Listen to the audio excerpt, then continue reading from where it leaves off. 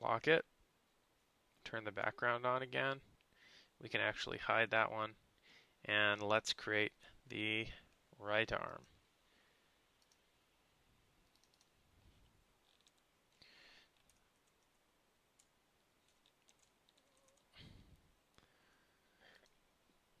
Okay, so we do the exact same thing. Now start at the shoulder, go all the way down to the bottom here and up, and let's trace around the hand,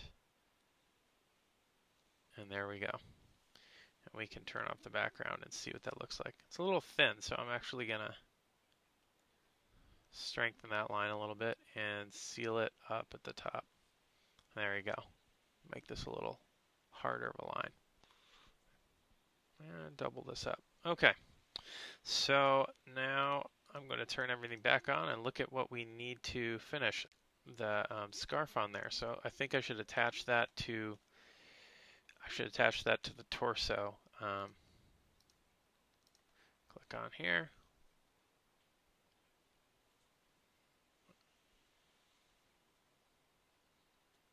And draw this line.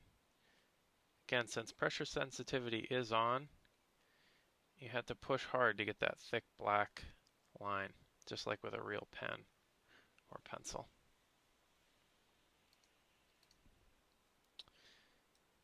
Same thing follows for the legs. So we'd control click, and insert a layer. Call that leg underscore right, and keep going.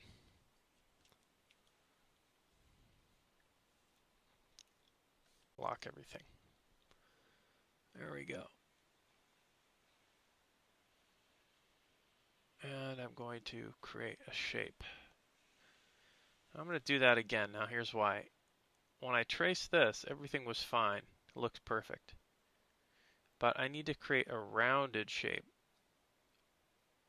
because we're going to be rotating those legs. And I'm going to attach, the feet are attached, so I'm going to trace the shoe the exact same way, draw on these little details.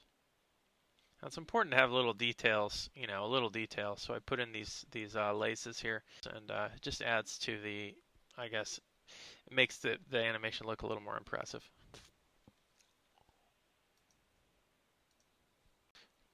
Okay, let's do the same thing here with the left leg. Double click, leg underscore left, and start right at the line. I'm just going to draw this part first. There we go.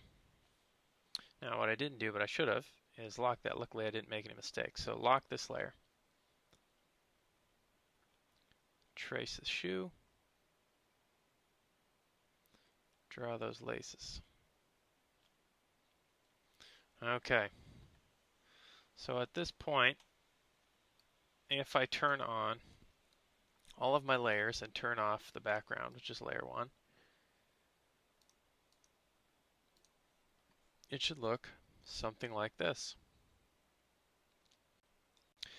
Okay, so this is my final character minus the fills. The fills are going to cover up these lines where they overlap, but it's important to have these shapes rounded at the edges, as you can see, because when I rotate the leg, if it's flat, it will disconnect from the body, which is not good. And I'll show you what that looks like in the next lesson. Okay, so that's what my character looks like. Of course, there's some overlapping shapes here with the lines, but we're going to get rid of that when we decide what colors we're going to fill it in with, if we're going to use color at all. So let's start by isolating each layer again and creating what we've talked about before as a symbol. And the symbol is basically it's an element that we can use at any time and drag it from our library, and it will be specifically that one shape ready to use, and we won't have to do much to it.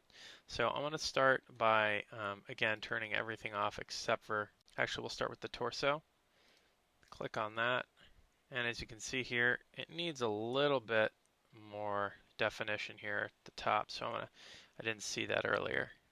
So I'm going to draw that there. There we go. I think that looks a little better.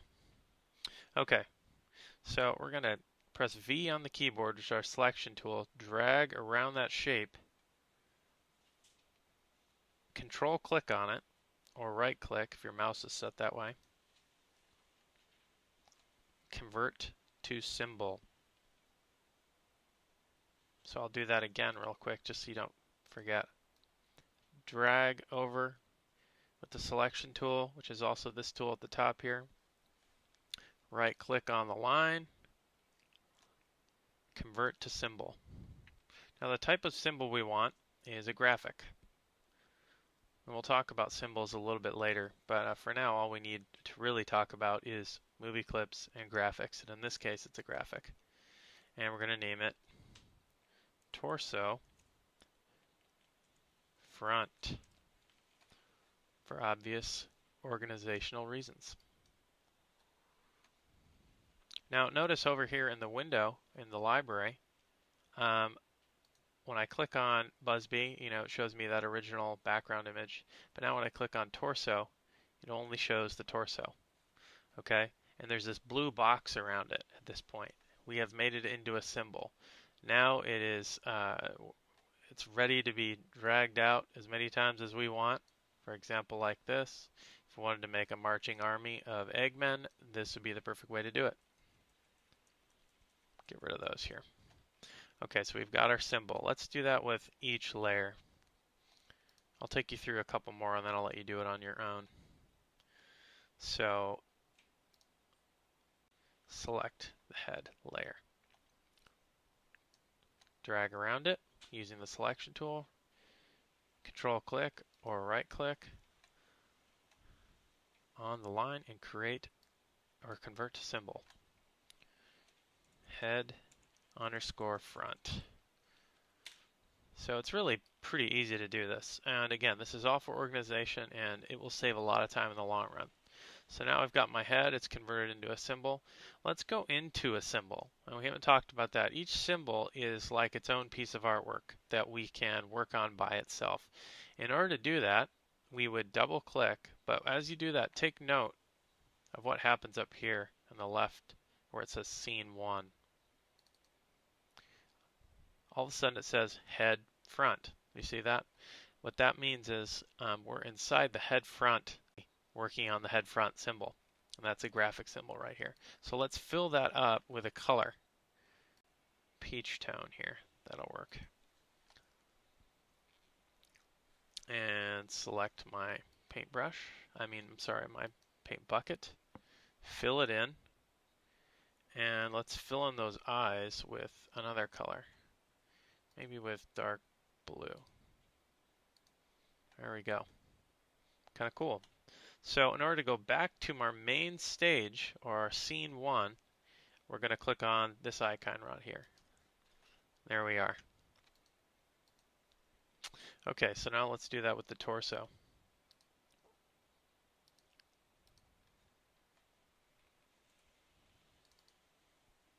Okay, now we're inside torso, and like we did before, we're going to paint this in.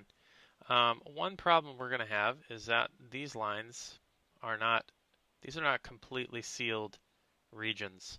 So when I use my paint bucket, it's going to fill the whole thing in. Now there's a way to stop this, and it's pretty easy. And I should have done it, but I'm glad I didn't because I'm going to need to teach you this now. Grab your pencil tool and do a really thin line along the edge here. And just fill those areas up. And if I've done it correctly, it'll keep it from coming in there. So I'm going to go grab my paint bucket, and we're going to give his body a specific color. Let's give it a light yellow. There you go. And we're going to also change the color of the scarf here to maybe a light. There we go. Let's go back to scene 1. Turn on our head layer, and there we are. Okay, so I'm also going to create a folder to put all of these front layers in, or these front symbols and layers in. So right now, I'll just click on the new folder, double click on it, call it front. Then select the top one here, hold down shift, select the bottom one, and drag it